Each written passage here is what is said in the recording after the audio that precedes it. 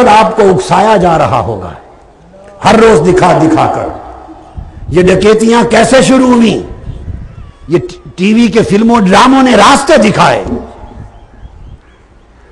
تو وہ پھر روز ٹی وی ڈرامے اور فلمیں چلیں گی. رفتہ رفتہ یہ راستہ ہموار ہوگا. پھر دیکھیں گے سوسائٹی میں رد عمل نہیں ہے، رد عمل نہیں ہے. پھر رفتہ رفتہ اکا دکا واقعات کروائیں گے. آہستہ آہستہ جب دیکھیں گے غیرت مرتی جا رہی ہے، پھر کہیں گے بھئی آزادی ہے، ان کی مرضی کرتے ہیں، کرنے دو، ہمیں کیا. اس طرح کر کے آپ کو پورے کفر کی لپیٹ میں دے دیا جائے گا. اس لیے میری دانش میں آج سب سے بڑے کفر، سب سے بڑی بے حیائی، سب سے بڑی بے غیرتی، سب سے بڑی بے حیائی اہمیتی اور سب سے بڑی بے ایمانی اور ایمان اور دین کی سب سے بڑی تباہی اور ہلاکت کا دروازہ آج کا ٹیلی ویژن ہے. آپ لوگوں میں اتنی طاقت نہیں ہے کہ ٹی وی گھر پہ ہو تو آپ صرف دین کے پروگرام کے لیے آن کریں اور بقایا کے لیے آن نہ کر سکیں. آپ روکیں، آپ کی بیویاں اڑا کے رکھ دے گی آپ کو، الا ماشاء اللہ. اور کئی بیویاں بھی ایسی ہیں کہ ان کے شوہر اس طرف جائیں تو وہ ان کو روک دیں گی، دین پر قائم ہوں گی، جن کا ایمان مضبوط ہے. بچیوں کی تباہی کا راستہ یہ ہے. باقی کسی اور جگہ بھیجنے کی ضرورت نہیں. ساری بربادی گھر کے اندر موجود ہے ٹی وی چینلز کی شکل میں. اور اب انٹرنیٹ بھی انہی کنیکشنز کے لیے یوز ہو رہا ہے. یا آپ کی بچیاں ماں باپ والے کمرے میں کیوں نہیں رکھتی انٹرنیٹ؟ وہ الگ کمروں میں اپنا انٹرنیٹ کیوں رکھتی ہیں؟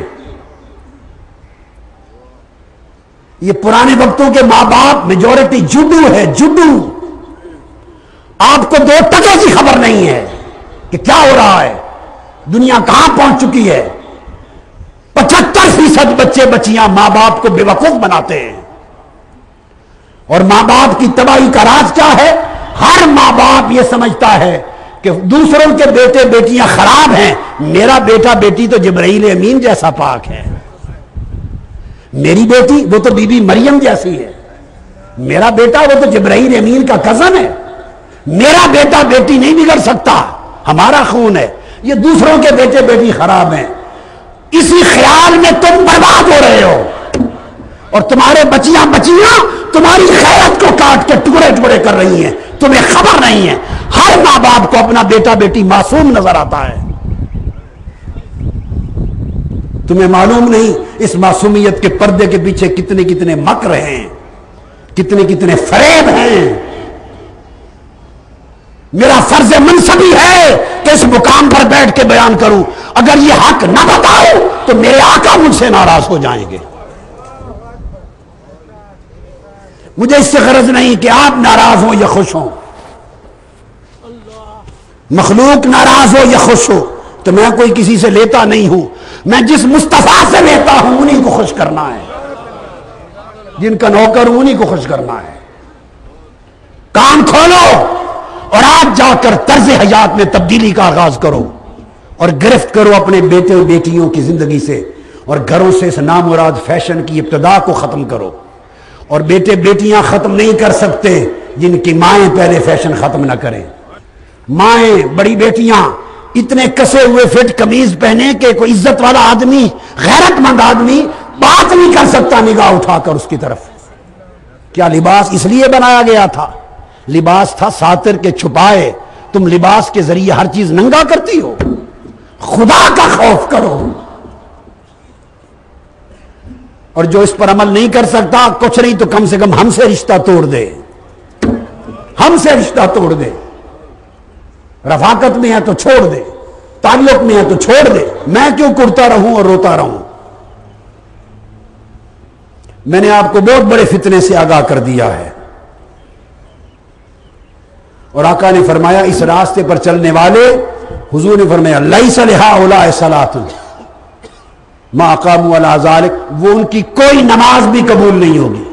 نہ روزے قبول ہوں گے، سن لیں، نہ کوئی نماز قبول ہوگی، نہ تسبیح قبول ہوگی، نہ لیلۃ القدر کی عبادتیں، نہ شب برات کی عبادتیں.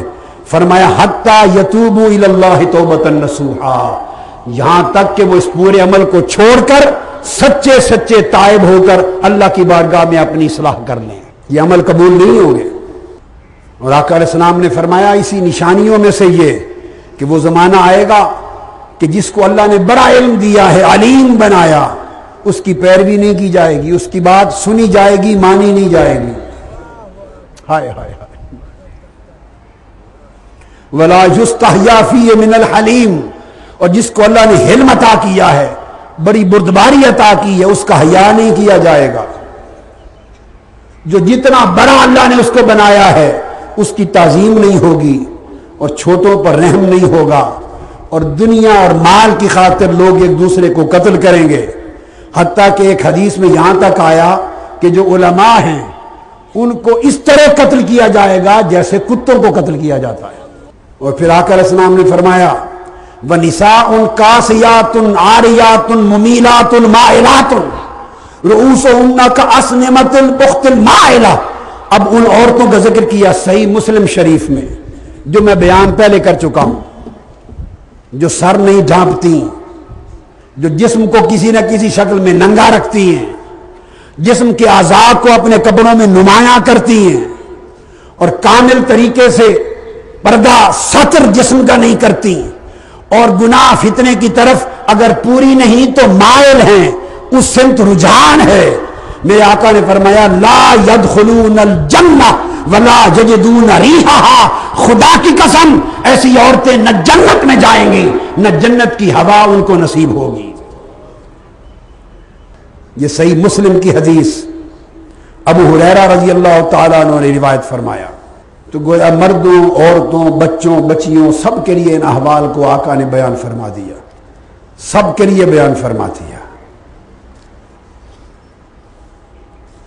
اور پھر فرمایا کہ عورتیں کوشش کریں گی کہ مردوں جیسے لباس پہنیں اور مردوں جیسے ہیئر کٹ کروائیں، حدیث وَتَشَبَّهَتِ النِّسَاءُ بِالرِّجَالِ، اور مرد کوشش کریں گے کہ عورتوں جیسے فیشن کریں، شرابیں پی جائیں گی، حدود اٹھا لیے جائیں گے، قسمیں توڑی جائیں گی، وعدے خلافی کی جائے گی، اور قرآن مجید بڑے بڑے خوبصورت چھپیں گے، مزین منقش بڑے خوبصورت چھپیں گے قرآن، اور مسجدوں کو بڑی زیب و زینت خوبصورتی سے سجایا جائے گا، منبر مینار بڑے خوبصورت اونچے بنائے جائیں گے، سارا کچھ ہوگا مگر دلوں میں فساد ہوگا۔ قرآن اور اسلام بیان کرنے والے بہت ہوں گے، سمجھنے والے اس سے کم ہوں گے، عمل کرنے والے بالکل کم ہوں گے۔ یہ تمام احادیث بیان کی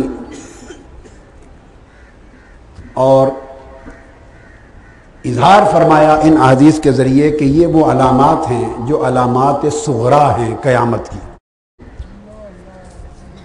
اب قبل اس کے کہ اب ہم تیسرے دور میں داخل ہوں، وہ بات میں شروع کرنے والا ہوں جو دور فتن کا تیسرا مرحلہ ہے، قرب قیامت کی علامات کبریٰ ہیں، بڑی نشانیاں۔